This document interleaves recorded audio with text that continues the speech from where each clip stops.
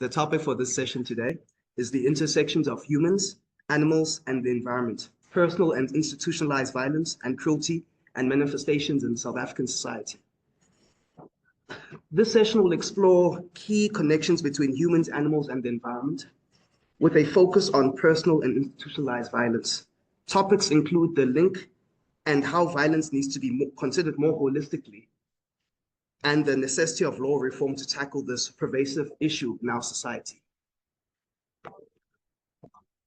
And our first speaker, I'll be introducing her. She's Professor Carla Tempiras.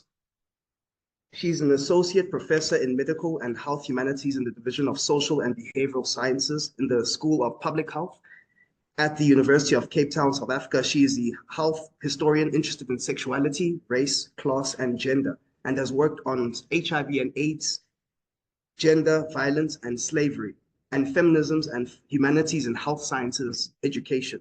Her current research teaching focuses on connections between flesh foods, violence, gender, and health, that of earthlings and the planet. In this area, she is particularly curious about the relationship between masculinity and meat. She enjoys exploring topics relating to flesh foods and social justice with students in her postgraduate course, The Meat of the Matter, Food, Gender, and Planetary Health. She's a founding member of the Medical and Health Humanities Africa Network and Network on the Environmental Humanities South UCT steering groups, and advisory board member of the Institute for Medical Humanities, Durham, UK, and a board member and contributor to the Reimagining Reproduction Project at the University of Pretoria. In addition, Carla is interested in African veganism and ceramics. Please join me in welcoming Carla.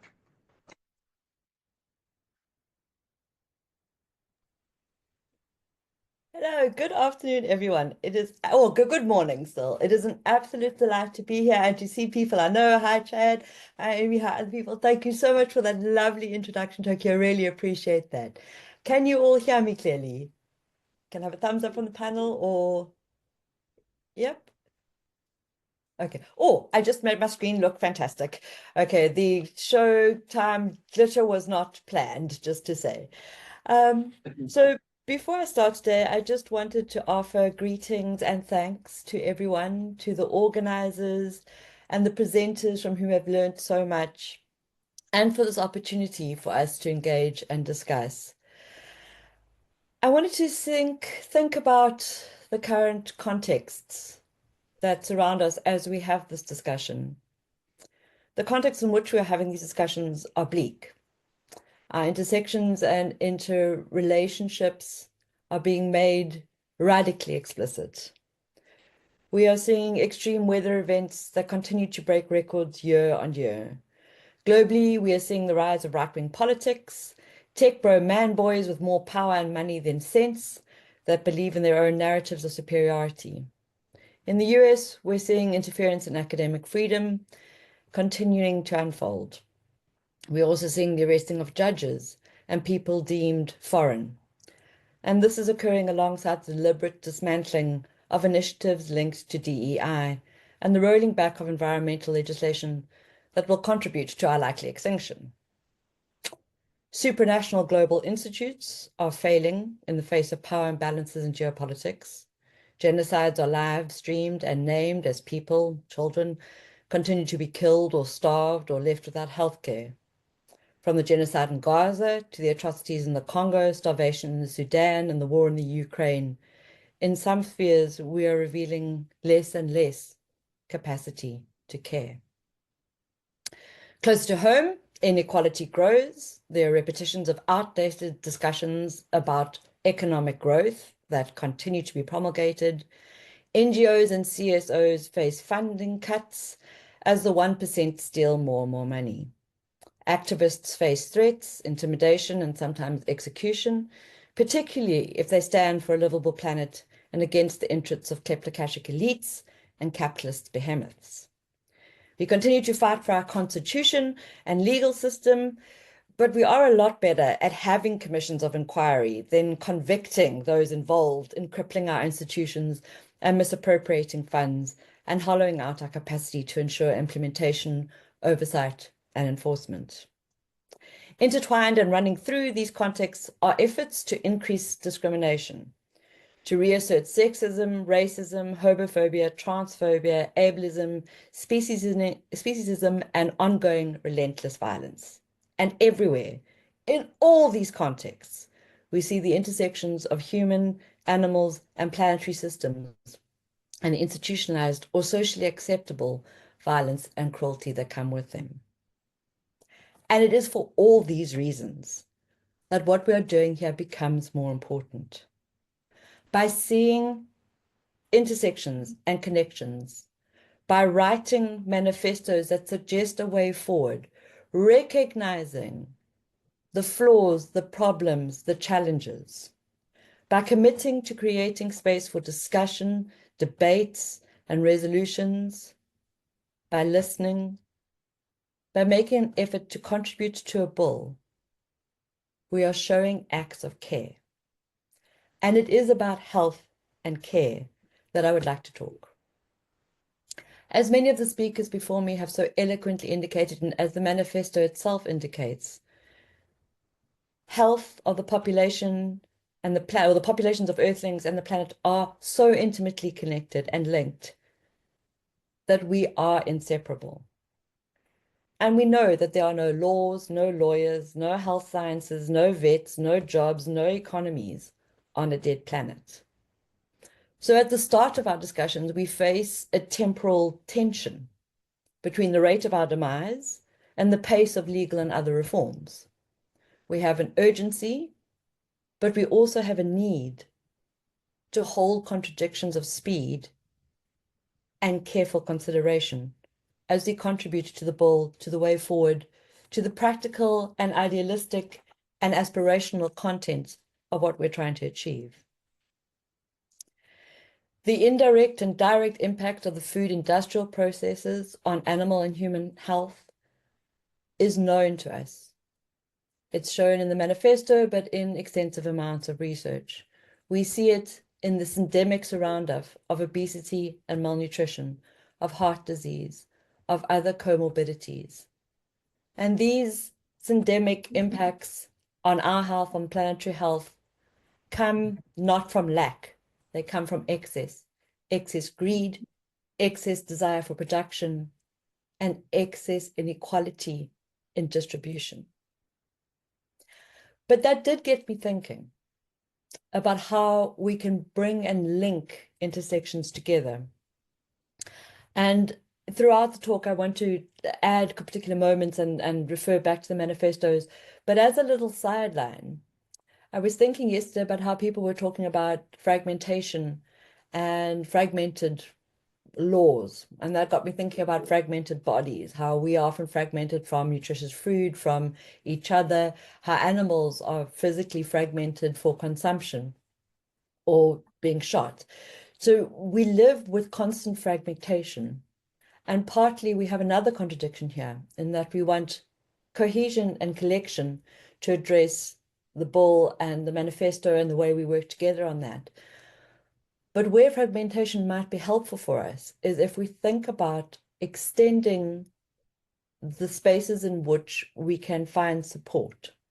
And I mentioned this particularly in relation to page 35 of the manifesto, which spoke about private law remedies, and particularly mentioned criminal law and family law. And that got me thinking about a lot of the occupational health and public health people that I work with, and how we know that we can draw easier comparisons and conclusions and get people from different sectors involved if we look at things like occupational health reports of slaughterhouse workers and the psychological impacts. People have mentioned this around the violence of the industrial food process, around understanding the psychology of eating food when it is available, if it is available, and of the care that comes with that. And I want to focus a moment on care, because care, we know, can be compassionate, it can be corrupted, it can be imperfect, it can be grounded, it can be creative. What motivates our care may be individual. For all of us, it may be shared. But we need to be very careful going forward and thinking about both this bill and the law that comes, well, the act that comes from it, but also the manifesto and the way in which we talk and articulate both the contentious and the agreed upon spaces. And there are a few points or examples of where I think we need to show care that I'd like to raise. When we engage with the bill and the decisions that have informed it, we need to care about language. Okay. We see in the NSBCA versus Minister of Justice and Constitutional Development 2016, the statement that animals are companions, friends, and brothers. Considering the gendered nature both of the welfare protection state, welfare protection or movement, the gender nature of the patriarchal world in which we inhabit, gender insensitive language or gender non-inclusive language becomes important. It frames how we shape things. The manifesto reminds us that we need to care about and understand the language used in documents. It refers to the 2080 Socioeconomic Impact Assessment Study and the fact that anthropocentric aims, economic interests, human health, and economic development are prioritized. Those terms, those phrases are constantly used in any context that requires challenging a system based on exploitation and greed. We see the fear of loss of money, the fear of loss of jobs utilized in relationship to extending rights or protection to non-human animals. We see it in relation to discussions about mining and communities around mines. We see it in relation to discussions around nuclear power. So in a whole series of interconnected potentially planetary changing contexts, we see a similar series of anthropocentric aims that are not anthropocentric for all. And we need to be very clear about that.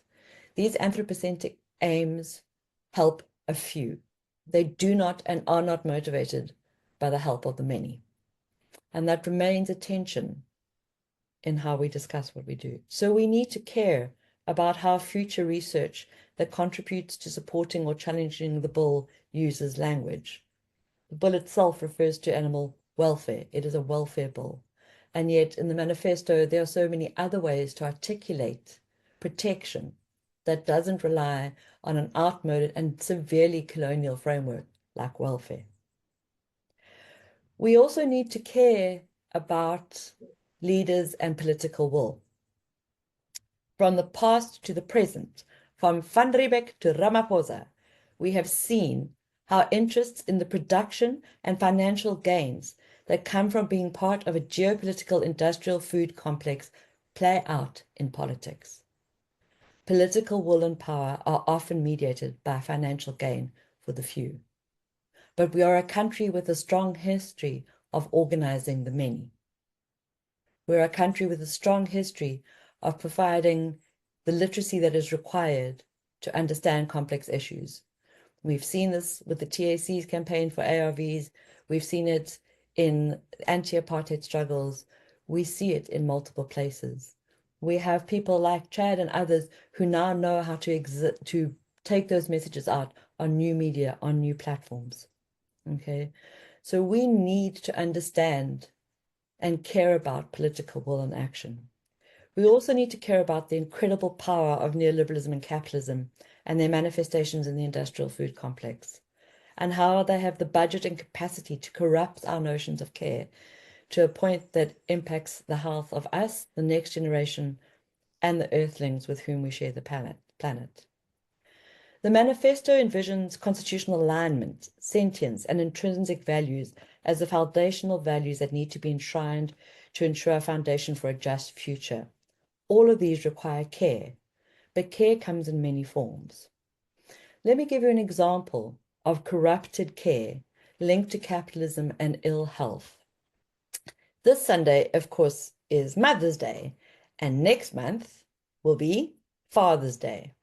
So despite the heteronormative configuration of that parenting, let's have a look at how care is sold to us by corporates.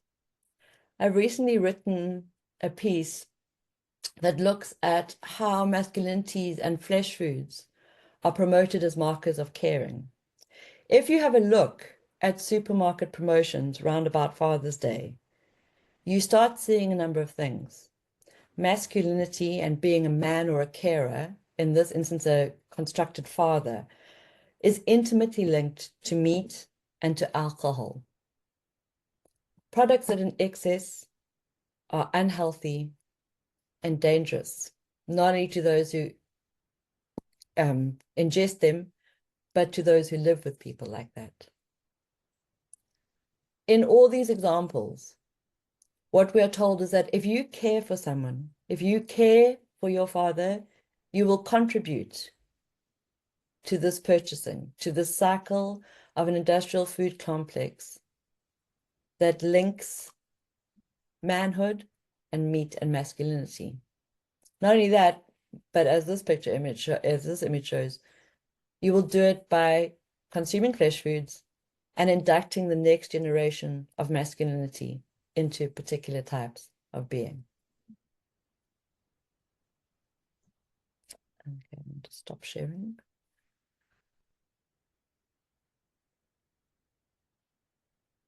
And the question becomes, what does this show us? What does it exclude for us? A number of things. It excludes fathers who are not this. It excludes masculinities that don't perpetuate violence. It excludes the idea that the animals that are being eaten are themselves the creators of the next generation of life. Language matters. How we speak matters. How we visualize and see our interactions with other species matters. In the Father's Day promotions, there is no space for compassion. There is only space for consumption. And so we need to think about these connections and how they are unhealthy not only for us, but for our planet and for the work that comes after. That issue aside, the other work I've done has spoken on the way in which the female form, women's bodies, well, not the female, the woman's bodies, and female animal bodies are seen as objects for consumption, objects to be used and had and purchased. And these have, as many people have already referenced, direct links and effects in terms of things like IPV and GPV. With the little time I have remaining, I want to just talk to a few things that I think we need to care about in the manifesto. If we are to think about how human and animal interests can best be considered and balanced in a new framework. As I've already mentioned, I'd like to suggest the extension to other areas of law that could indirectly support the ultimate aims of the bill: labor laws, occupational health laws, and research from multiple disciplines that capture and analyze the experiences of investigators, healthcare providers, slaughterhouse workers, farm workers, and carers in family. And these may not be directly relevant for the bill, but in terms of realizing the things, of understanding some of the complexities that are required for implementation, I think this could be very helpful. The manifesto on page 29 refers to recognizing multiple forms of knowledge, including scientific, traditional, ordinary, and other types of knowledge.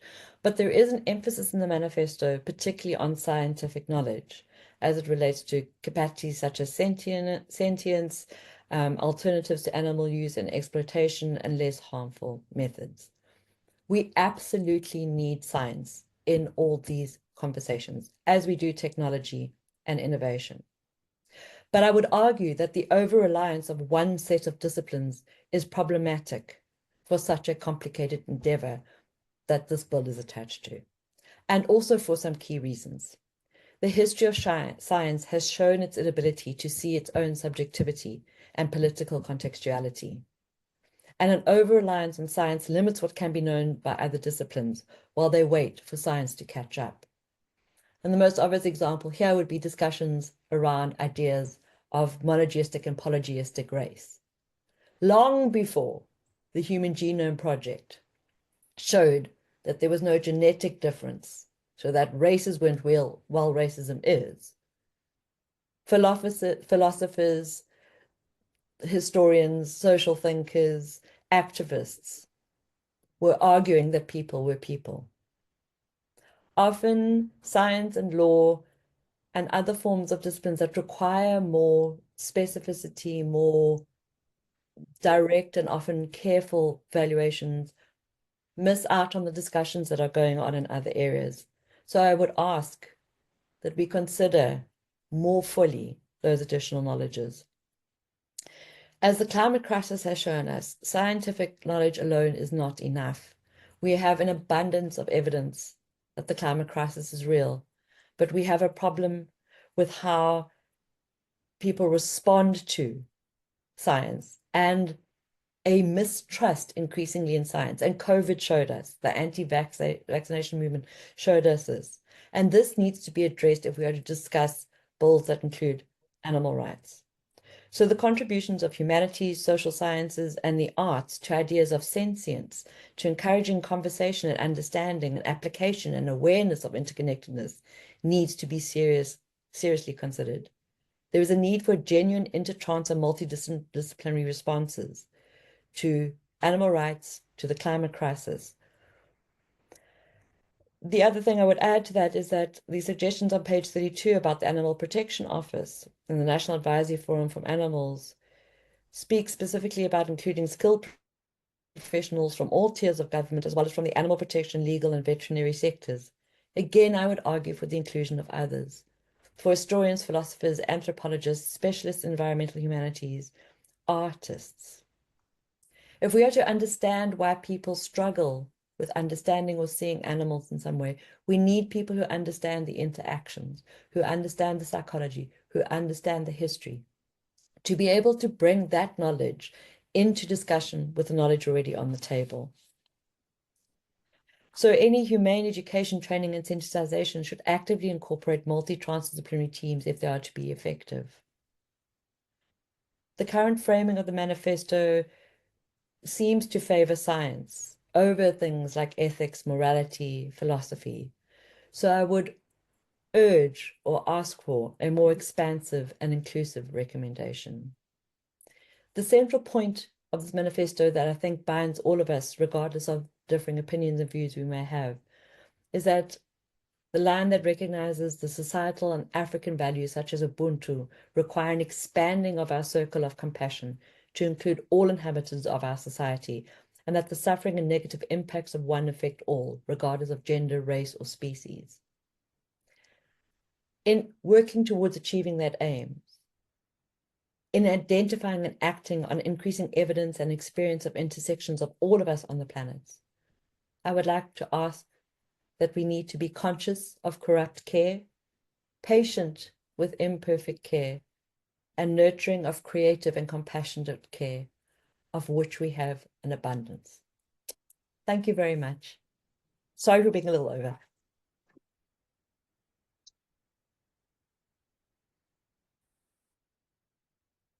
Thank you very much, Carla, for illustrating the effect of, or rather, the impact of industrial food systems on the intersections of human health and environment. Also, how misinformed care can perpetuate the growth of the industrial food complex.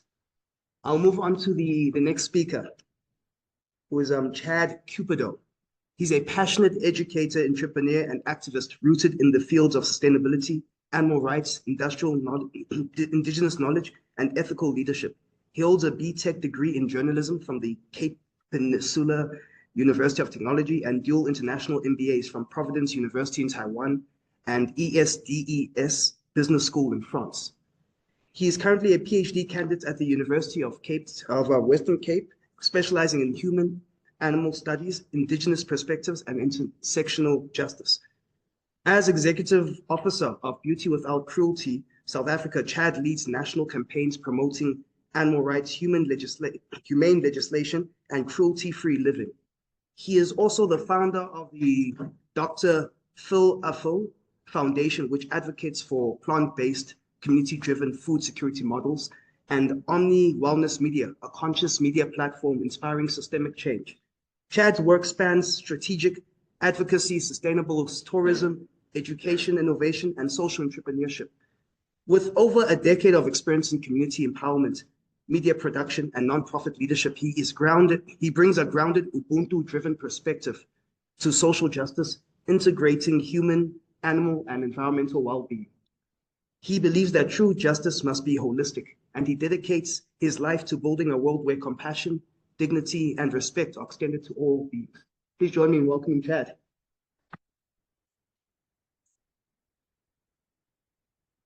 That was a mouthful. Thank you so much for having me. And thank you so much to Professor Carla and also to Dr. Sharon Spicer. Carla's on the panel, and Carla and Sharon actually last year I did the Human Animal Project. And we spoke at a couple of universities, and that's where the PhD came to life. And it was because of the two of them that I'm doing the PhD now. So it shows you how small the world really is. We're all in the same room at the same time, which is great. Good.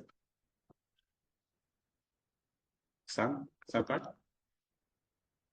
Okay, so I'm going to open up by starting off with a poem. So yesterday I was in the car with Tony, and Tony's like, Chad, it's very academic and whatever else, just be yourself. And you're in the poem, Tony. You're totally in the poem. So I'm going to read the poem, and the poem is basically like an agenda or basically what's going to be happening in this presentation.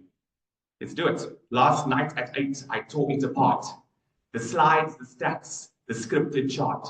Tony said, just be yourself. So I threw the books back on the shelf. This isn't data dressed in suits. It's spirit, soil, ancestral roots. It's the chant in my chest and the circus gate. It's Gibson the cow and the love over hate. I'll speak for justice, but through my eyes. Of tears behind protest and truth that defies. Of children who march, of a tribe being healed, of rights that are written and wounds left unsealed.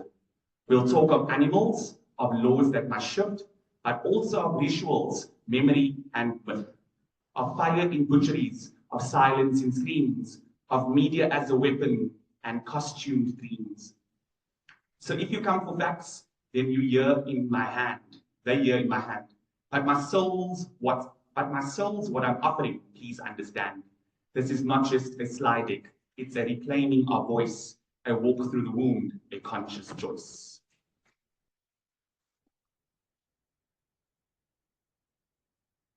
Cool. There's some poetry. I like poetry because you can say things and you can get away with it. It's like a comedian on the stage, right? And he has satire. He wants to say these mean things. You say it in poetry, and even the people that are so-called the ones that you're talking about, they laugh as well. And I think also in communication, it's important to be that way because we don't agree on everything.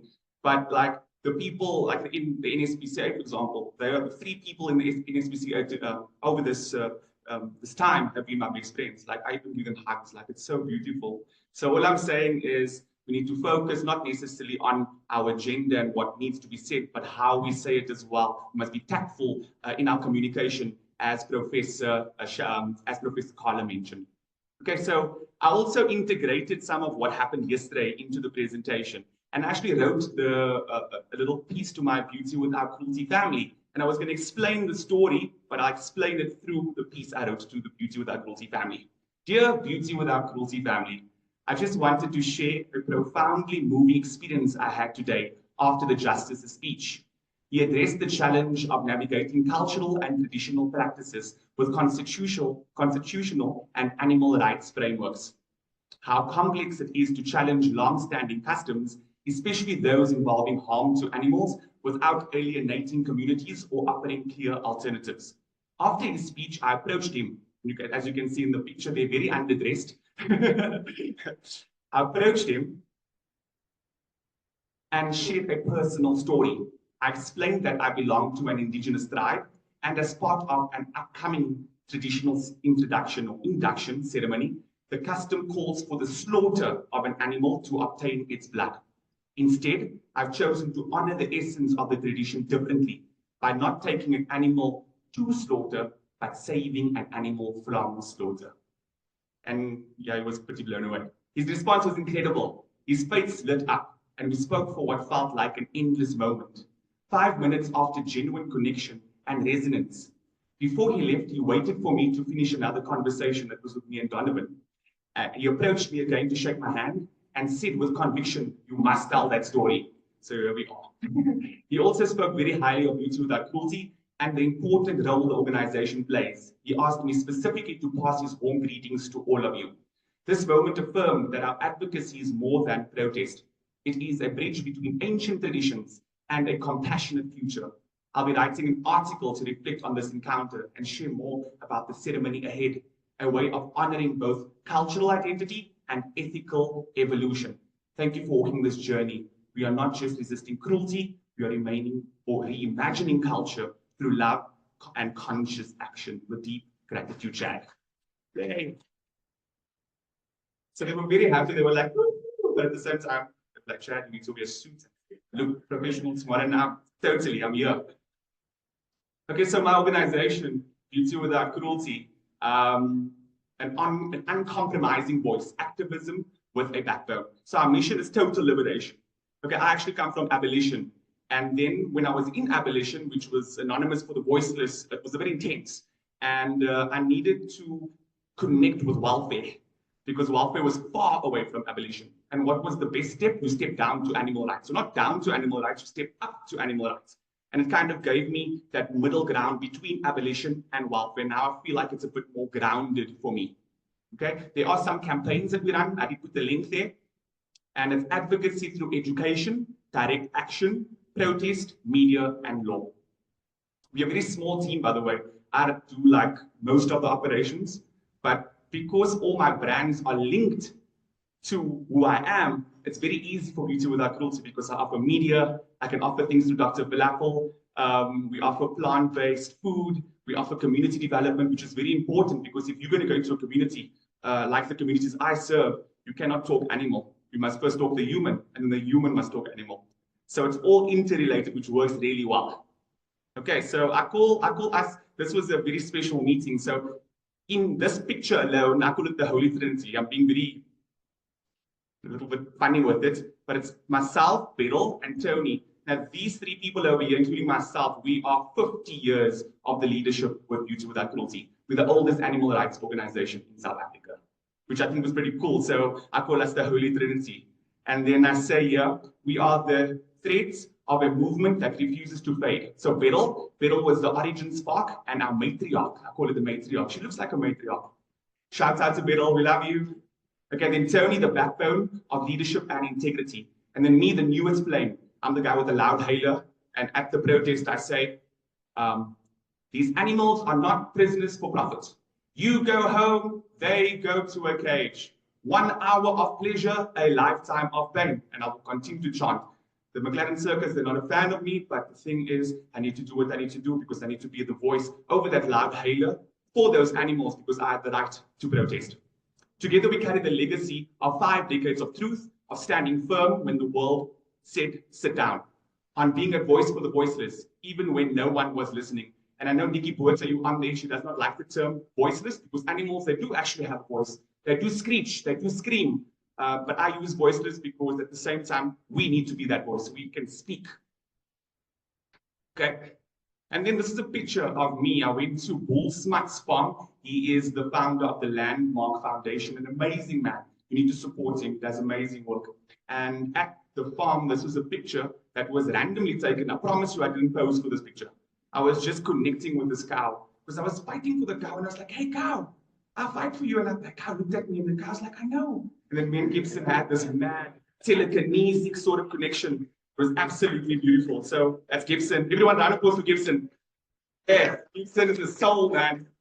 Look at us looking at the Tippunankies. Okay.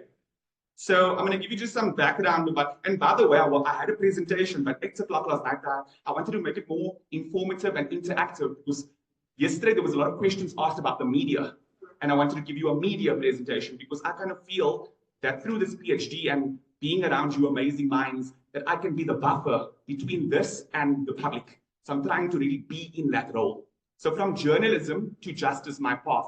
So I grew up seeking truth as a journalist, found a deeper truth in justice for all life.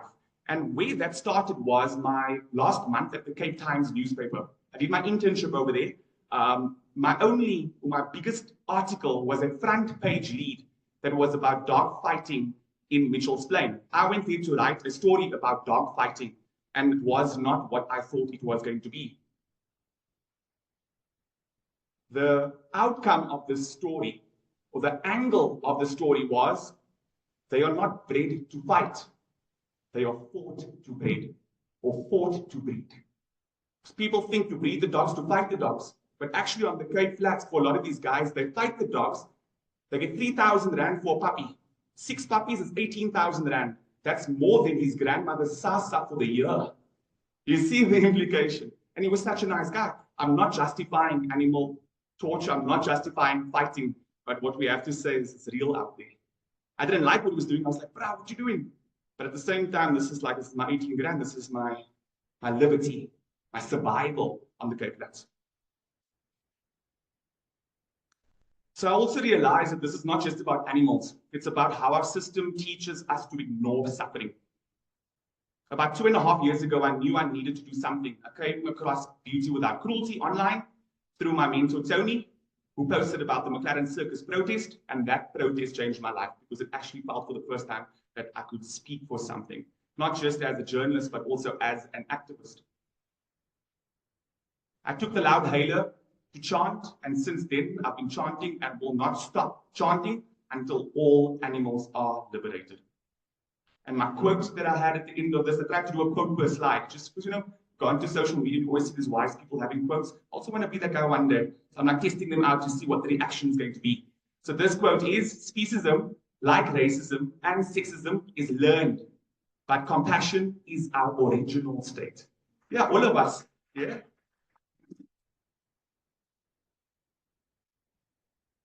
Sorry? Totally. But you put my byline at the bottom of the byline. Is very journalism there. Yeah. So then I'll tell you a bit about the indigenous side of things as well. So before this, they spoke about the law of nature and also using other laws to bring animal rights to the forefront. What about the United Nations Declaration for the Rights of Indigenous People? So please take that into consideration as well. Not going to go into that, but please, as lawyers, that's another very powerful angle.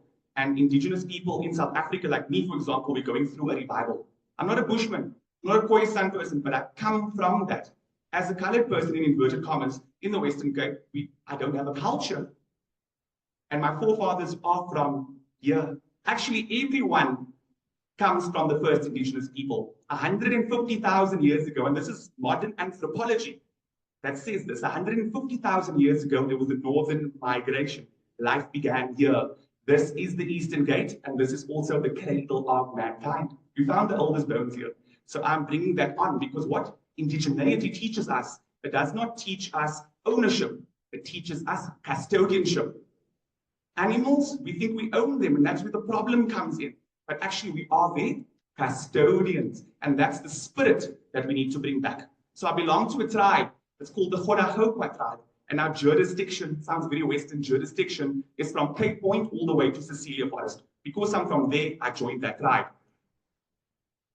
It's an indigenous Khoisan community working to revive sacred traditions and consciousness. I joined the tribe because I believe in Father Sky, but I also believe in Mother Earth. We are so patriarchal. We have to become matriarchal. Something that, my main campaign when I talk about the animal agriculture sector is something called artificial insemination. That is when a hand is shoved into a cow to impregnate her. And I'm sorry, a lot of people don't like this term, but I use the term rape. Sorry. Just to settle in as well, because words are words, but these words that I also speak are what evokes emotion. Because we're also human beings, not human doings. I can speak until I'm blue in the face, but if what I speak doesn't resonate with you and make you feel, and what are the points? What is the point of my words? So as indigenous people, it is not only our right to be responsible, and our responsibility, but our responsibility to honor and protect all life, the flora and the fauna. Animals are not separate from our culture. They are our kin. They are part of our ecosystem, our stories, our survival.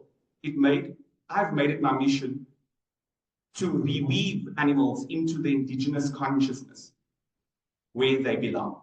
And what I'm finding is that more and more people are beginning to open their eyes to this truth. The journey of reclamation is also a journey of reconnection.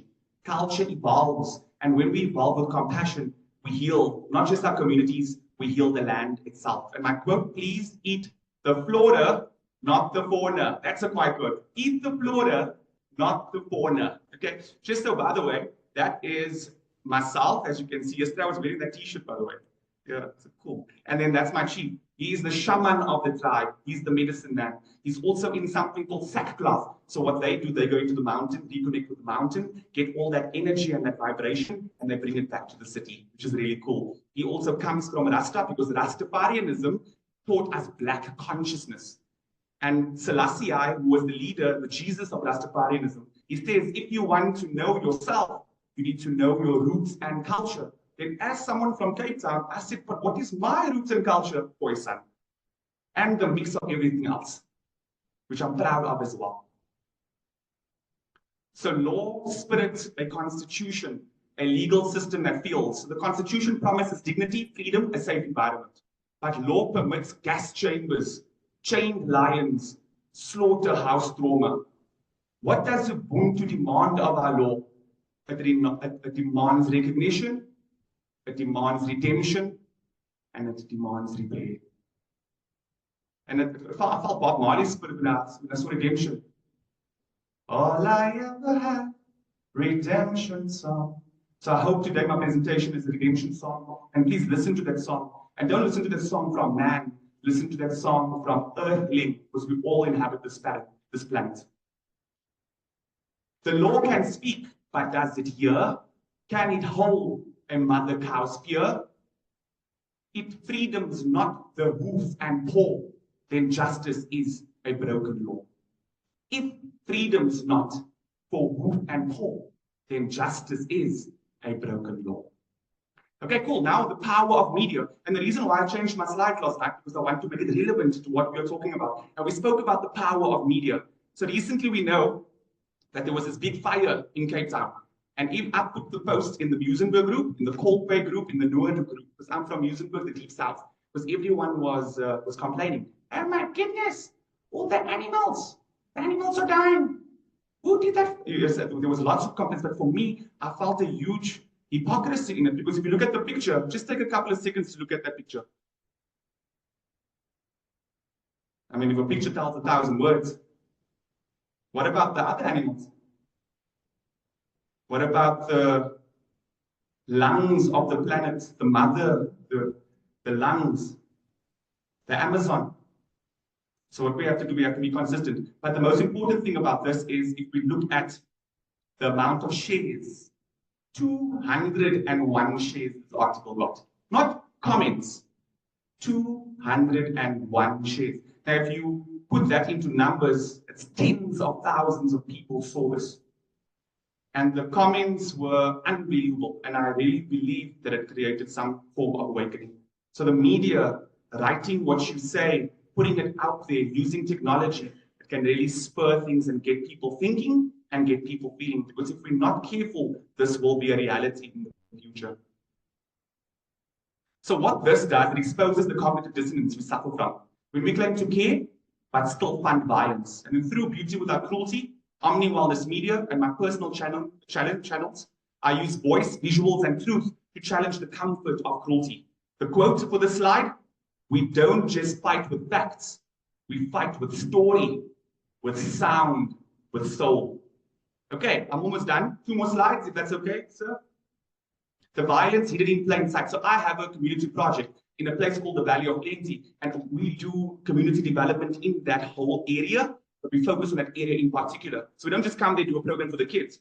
So we do an ECD program, a women's empowerment program, a gangster reform program. We also do a bit of gardening, animal liberation, but we only focus on that community. So the kid is in there, the mother's in there, the father who's on drugs, who was in prison is also in that program. And we only focus on that in line with the Sustainable Development Goals, the SDGs, and the gold standards.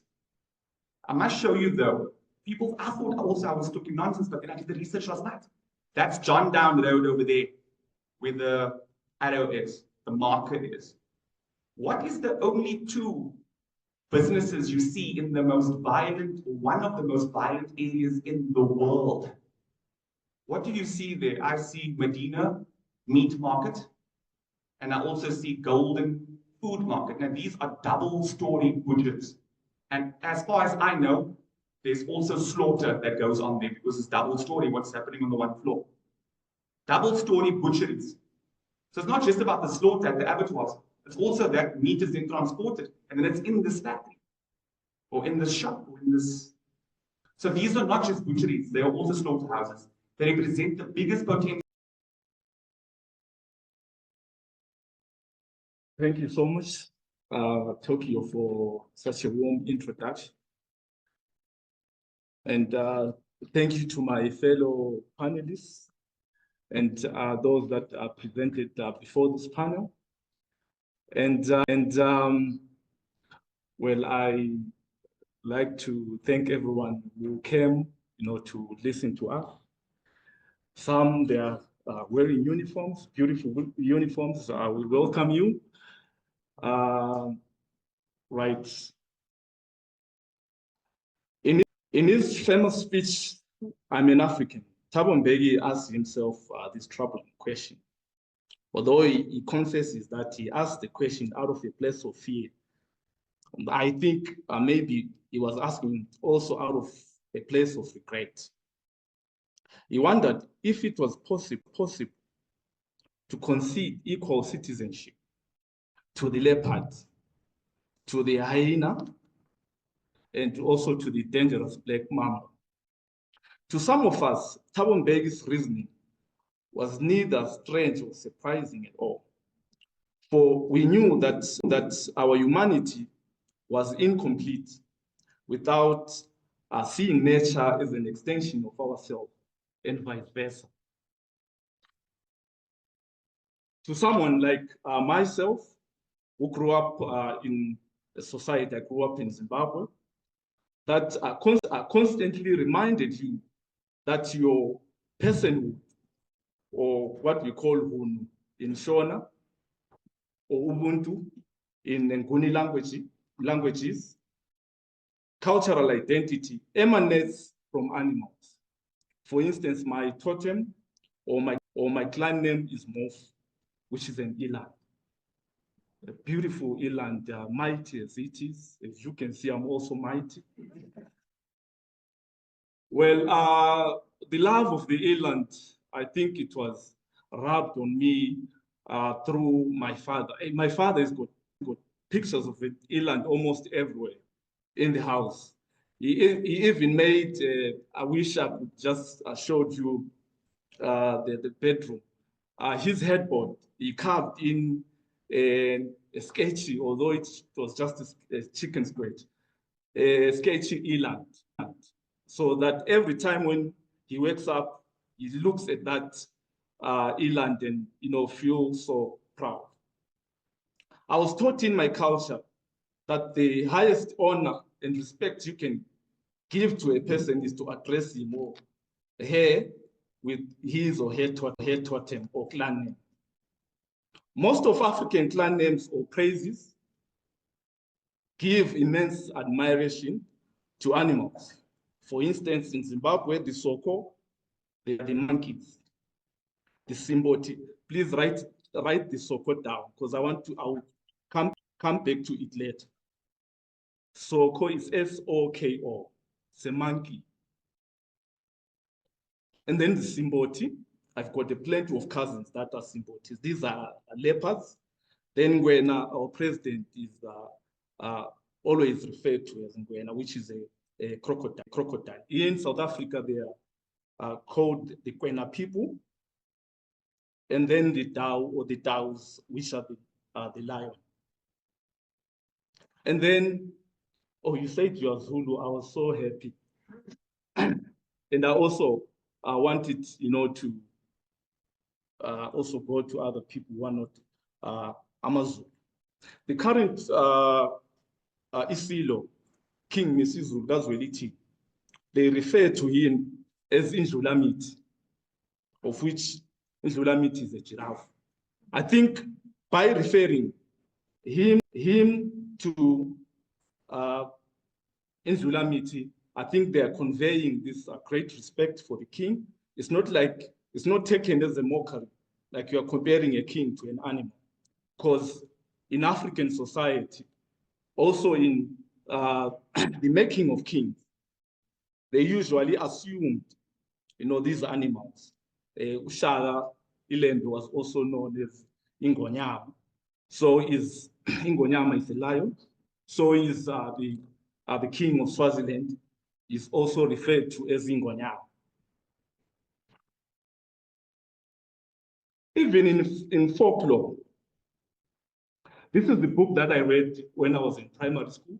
I grew up in Ngwabulawayo, so they teach, Nguni ethics, environmental ethics. My first interaction with the person, transposing your person to animals was through this book. It was written by P.N. Kanza in 1974. Abasekuswini, lezothambile. So igusu is a forest, right? The beings that live in the forest. And these othamlilo, these are beings that gather around the fire to keep warm and also to cook. And they are normally human beings, right? But what was striking about this picture was that you can see there's the interaction between the hare and which hare is Abasekuswini, because he lives in the forest. And he can't, because P.N. Kandla differentiated them through the fire. The other beings, they can't make a fire, which is Abasekuswini. And then we have this Othamlilo, standing like this, right? You can see him there. But what was striking about this cover was that the hare was smoking a pipe. You can't make fire. You can't smoke a pipe without fire. So there must have been an interaction between the two people. So I need to smoke. I left to go to Isotamlilo and ask, because we are on, the same level. And even the way they are standing, you can see that they are standing on an equal footing. The other one is standing with two legs, on two legs, also with the human being as well. This really shows how folklore, animals were accorded and, being equal to human beings.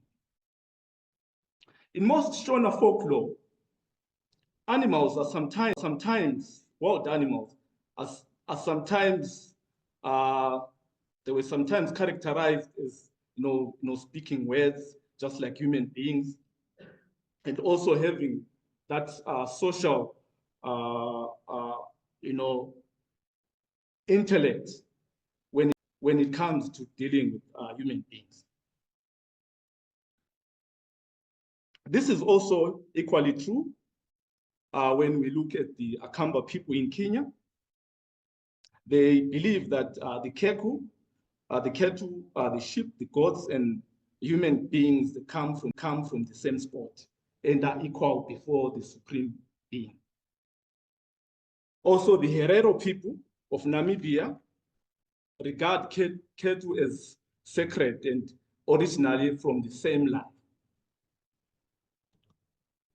Equally, I will also reference the Zulu culture. I know the word has been bastardized now to mean something else. Inkabi. Well, Inkabi in the Nguni culture usually refers to a man who takes care of his family, right? He doesn't abandon his family. He goes and work very hard. Well, in the South African context, in the mines, so that he can take care of the family. Now it has been bastardized to mean maybe a hired assassin. But the original Inkabi is it's like a bull, right? It usually is used in the Zulu culture to refer to someone who really takes care of his family. And also in African culture, we refer to our babies, especially in Nguni culture. Like if I look at my daughter, I'll just say, oh, itodlana lami, or itole lami, meaning that my cows. So the wholeness of an African is indeed full when it is, accorded, maybe the respect is transposed to animals, right? Then what happened? Why is it now, if you go to a Soko person, that's why I say we'll circle back to Soko, because Soko is is a monkey. Why then, if I say maybe I'm from the other race, not the African race, I come to Soko and then I say, Soko, you are a monkey. Why would you take offense? When in actual fact, he or she is a monkey. I think the question lies in the context, right? I think the answer lies in maybe operationalizing how colonialism contaminated the human and animal relationship, right? So as the Western world ascended into the age of enlightenment, or the so-called age of reason, of course, with the rise of Plato, Immanuel Kant, Socrates, and Karl Marx, and recently Michel Foucault, and so forth. The view towards the existence of equality between animals and human beings changed. Western philosophies loaded with anthropocentric thinking challenged the African thinking that humans and animals are a singular unit. They had to be separated. Instead, they argued that humans have dominion over nature, including animals.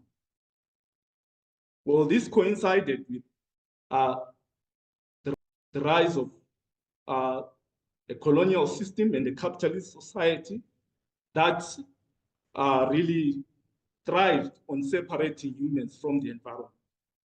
So the first thing, if you want to, if colonizers were sitting somewhere, the first thing that they discussed was taking control of nature first before they can colonize the human. So you dispossess them from the environment, from the animals, and then you create a labor reserve so that they can come and work in the mine, in the farms, and etc. But colonialism not only severed the human-animal spirituality trinity, like you were talking about, Chad. They also it also came with the overhunting of certain animals that were very important to Africa's humanity. For instance, now in Cape Town or in the Cape provinces, there used to exist a blue antelope, no longer there. And the Cape buffalo is no longer there. So anything that represented African adoration and spiritual connection to animals was either looted or destroyed. I'll give an example of Zimbabwe. They took the Zimbabwean heads, the Germans, and I think one is still in Cape Town. They are yet to return it. So we really expressed, our spirituality through that fish eagle that you see carved in the Zimbabwean bird sculpture.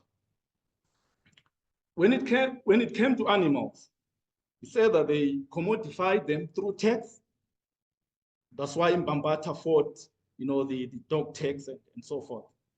And this also happened in other regions, especially among the Nunavut communities in Canada.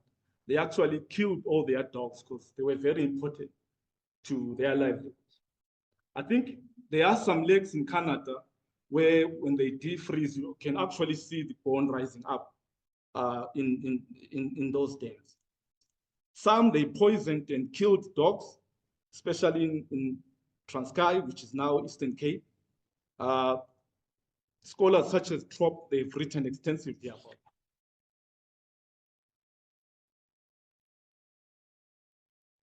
And I think one of the worst things was that natives were seen as a threat to animals and the environment in general. So they were labeled as a danger to environment and to the animals. So by labeling Africans as dangerous to animal welfare, it was then easy for the colonial administration to justify them, or to justify their denial to access animals that have been part of their identities for years.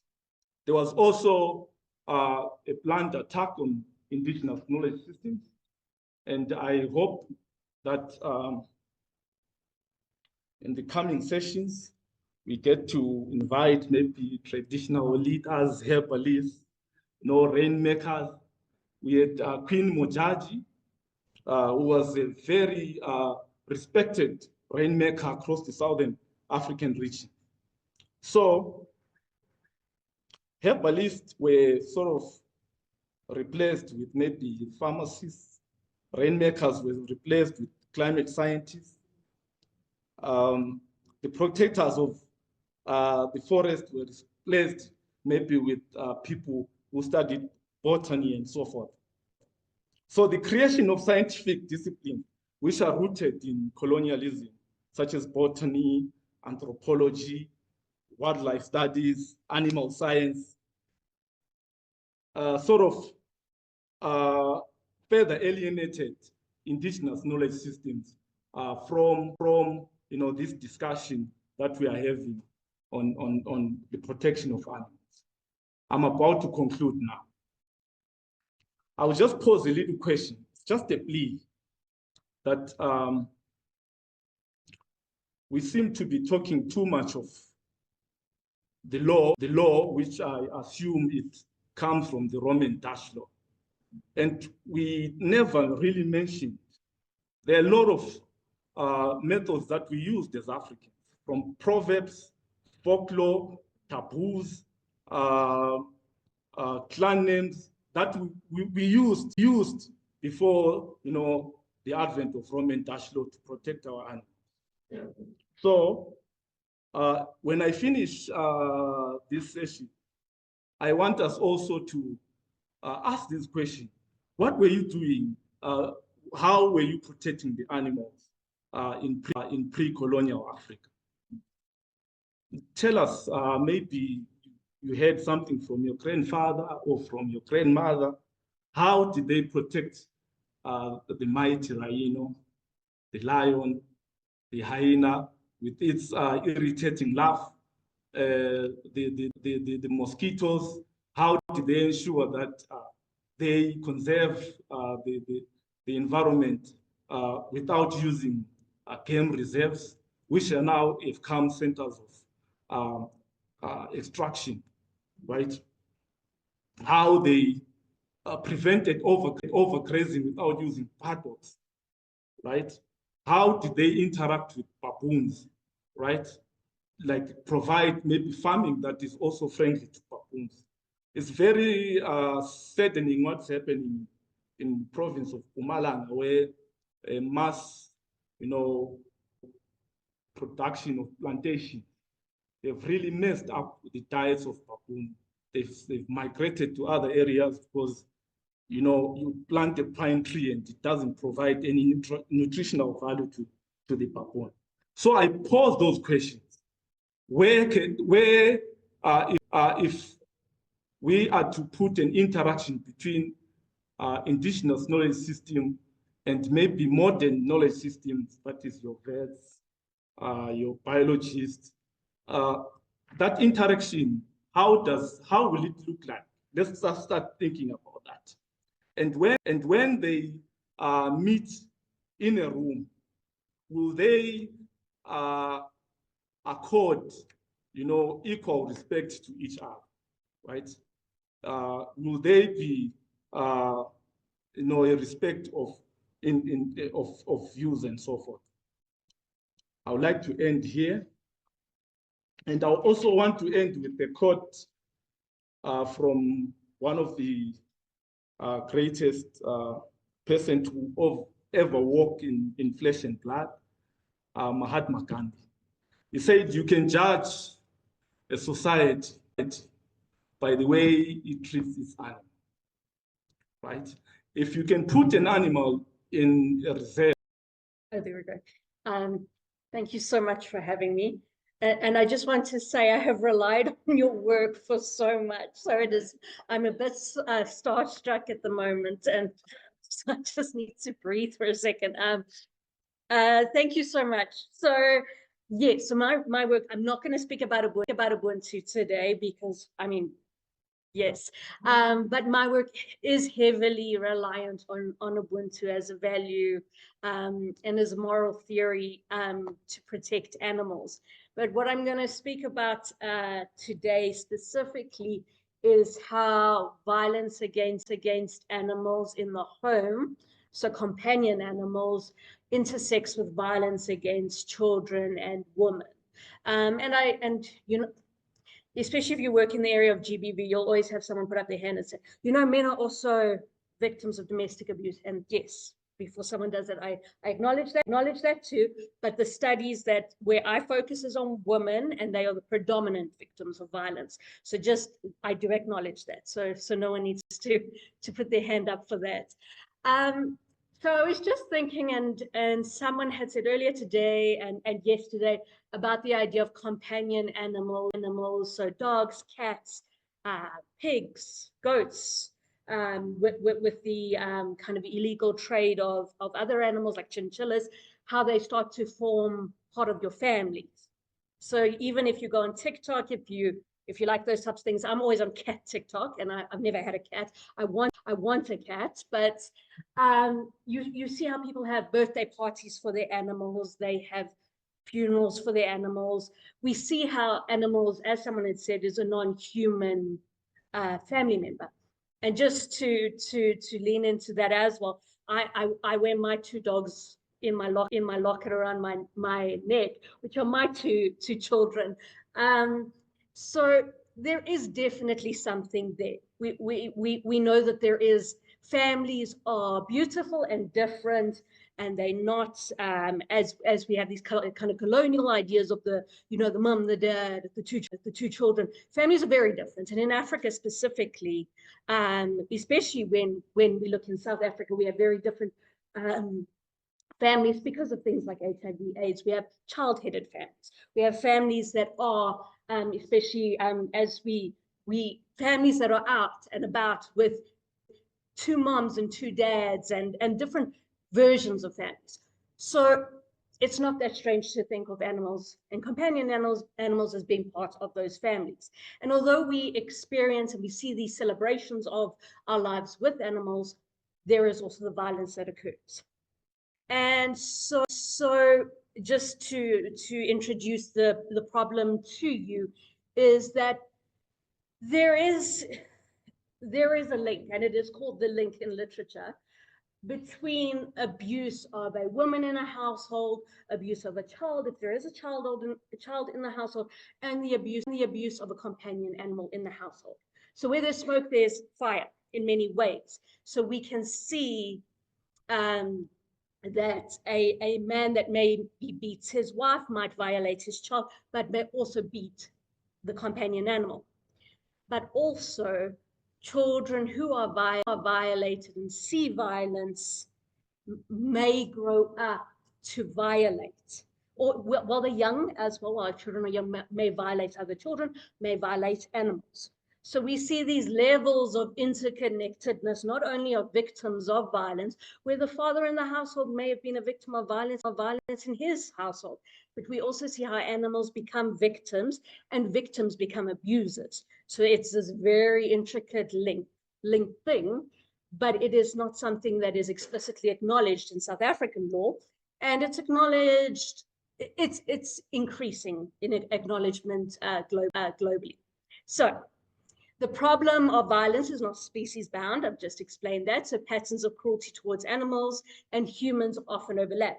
And I'm looking at the home, but we've seen with mention of the abattoir workers, there's been the study by UNISA, as Prof had said yesterday, that there's heightened rates of domestic violence associated with people who are working in abattoirs. So you're going home and you are expressing violence in the house, and then that gets caught in that whole cycle of violence again.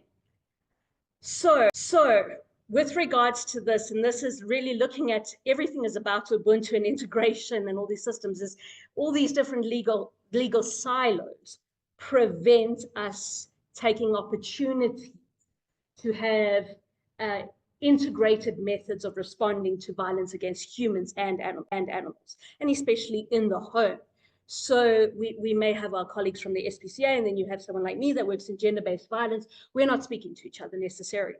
So we're missing out on a whole bunch of individuals that could be saved from violence, and potentially future individuals that can be protected from further violence or violence in the future. So with regards to the link, and I've just spoken briefly about it. So with the violence and these many layers of violence that occur, we get both the abuse of animals, so violations occurring against animals, the beating of animals, the kicking of animals, but we've also got, well, there's a lot of literature showing that animals are also used as coercive mechanism or coercive tools.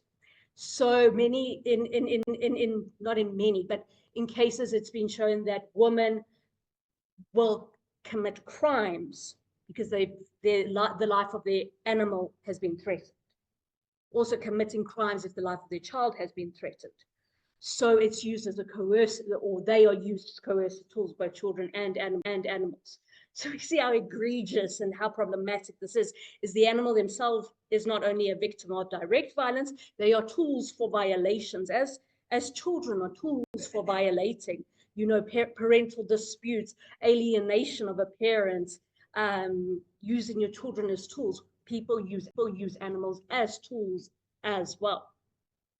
So I said this is not anecdotal. And I looked at some of the studies over the last couple of days. There is a plethora of studies. There is a link. So there's no question about it. There is a link. It exists. What are we going to do about it? Because it's one of those lower hanging fruits in that it can unlock a lot of benefit for different individuals. So just as I'm going through the link, I just thought I'd give you some stuff from one of the more recent studies, is that I had seen that 53%, so in a study in New York, 53% of women at a shelter reported companion animal abuse by their abusive partner. So this person has now violated the individual who is at the shelter and their companion animal. And in Ireland, we have 57% of women. So what I'm really wanting to show is we're having very many places across the world seeing this type of thing playing out.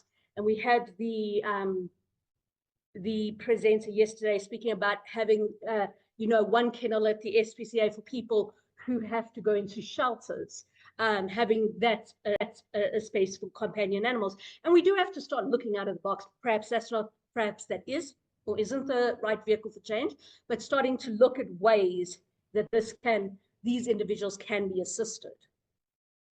So global evidence, I think I've shown you that the link exists. So the problem we currently have in our law is that our law doesn't acknowledge the link. And things like the Animal Protection Act, the Domestic Violence Act, they don't acknowledge the specific form of violence. So this specific form of violence where animals are both victims but also tools of violence, and that it's kept in this place of silence. So people will often say, and I get this a lot when women come to us and say, I've been abused by my husband, and I've gone to the police, and the police have said to us, this is a private matter. And that's what these types of things are, is they happen behind doors. So not only is the mother, the child abused, the animal is also abused, and this is locked behind doors. So it's a nuanced form of violence that can have different forms of interventions. So with regards to that, and I say in my my doctorate is exploring ways that not only the potential bill or act that's coming into place, but also extending acts that currently exist to acknowledge this intersection of violence. So in terms of the Domestic Violence Act, and let me go to that. So in terms of the Domestic Violence Act, we started incorporating or introducing pathways for animals to be included in the Act for protection. So currently animals, if you want to have them protected, your partner to stop beating your first son or your third daughter or your non-human son or daughter, they would have to come under a property section. So it would be the same as you're warned against kicking the fridge door. That's what animals are seen at the moment. So you would have to kind of put them under that part. So that fridge doors and pets and companion animals, that's where they will go under Protection Acts at this point. So you can see that there is first the problem of which we've seen throughout the 2 days, this kind of anthropocentric view around animals as property, but also not acknowledging that kind of intersection, that by protecting an animal, we may in fact protect everyone else in the home in ways. So my suggestions are looking at different provisions of the Domestic Violence Act that can also serve animals, and that is having animals be included in the protection orders. Just with regards to that, and then the really important stuff and kind of things that have been working in other jurisdictions is the cross-reporting. And I said that animal welfare officers rarely liaise with SAPS or GBV services. I just, insofar as in case you do, there's no real framework for the liaising around. If you as an inspector go and see an animal that is being abused in the home and you think that there are children being abused, do you have a duty to report this? I mean, you might in terms of other law. What should you be doing? We don't have anything in stone saying what you should do. And other countries do and are starting to have these kind of integrated methods where someone from an animal protection organization would report that to something here, which would be like our DFD, Department of Social Development, which is tasked with looking after children and children in danger. So Amy had recently shared something with me, and this was something, I think it was on an animal rights or an animal organizations page, and they had direct links to shelter organizations and things like that. So it's explicitly acknowledging those crossing over points that a woman who may be trying to find a shelter, shelters do allow children, I think it's, and they only allow boy children up until like 13 or 14 in South Africa, which is also incredibly problematic, but that's a story for another day. You wanting to flee, you maybe found a place for yourself and your children, but you will not find a place in South Africa for your animal as well. We don't even have enough shelters for women. So we do not have shelters for your animals at all. So it would be then placing this kind of obligation on these animal organizations to bear this burden of protecting the animal once you have to flee. But when we look down at it and we see these intersections, it makes so much sense that we should be helping everyone. So anecdotes, well, and not anecdote, an anecdote from yesterday as I was lecturing animal rights and things to some law students, and they had said, what if we give animal rights to we give rights to all these animals, you know, they're going to use everything and we're not going to have enough protection of our rights. And I was like, okay, first of all, that's a very problematic thing to say, because we share rights, you know, right? There's this whole thing of rights is not like a pie. You're not going to just eat it all up. So animals aren't going to eat all the rights up. And I think it's things like that come to people's minds, that animals will then use up all our care and all our compassion, all our money. But it is coming to the realization that it's a benefit for us all. So everyone wins, whether you're anthropocentric or not. If you're anthropocentric and you see these kind of intersections of violence, you can see that children can be saved and women can be saved if you see an abused animal. If you care about animal value, animals can be saved. If there is an abused child in the home, you say, hold on a second, are there any animals in that home? The child may also be acting out on those animals if the abuser is not abusing them. So you see, these types of things speak across and cater for everyone, because everyone can rise up, and the pie of rights is not going to be eaten away, perhaps, of course, with money and financing these things, but the rights aren't going to get eaten up. So I know I haven't really looked at my slides, and I think that's kind of a thing of how when you do a PhD or whatever for 5 years, you just recite everything you know. But just to finish off what I'm saying is, yeah. So this type of approach where we acknowledge, and I acknowledge now it's very limited to companion animals in the home,